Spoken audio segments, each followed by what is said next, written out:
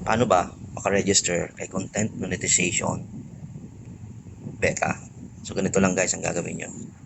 Pindutin nyo yung dashboard nyo guys, okay? Yan, pindutin niya, scroll down. Yan. Pindutin yung creator support. Ayan.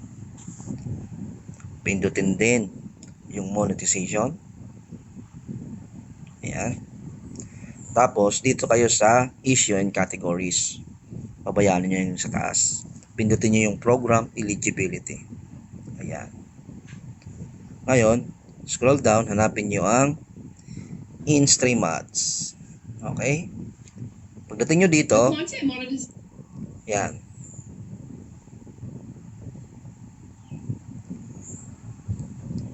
Pindutin nyo tong in this form. We are sending invitation to join the Facebook Content Monetization Beta. So ngayon, click natin yung in this form. Yan. Ano nga ba ako na-invite? Ayan. Tapos dito guys, fill upan nyo lang to guys.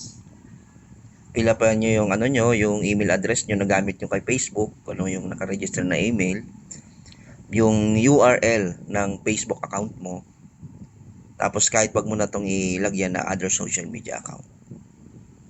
Yan. Pag na-fill upan mo na, pindutin mo na yung let's do this. Kahit wag mo nang lagyan itong fill upan nitong social media account. Okay? Let's go!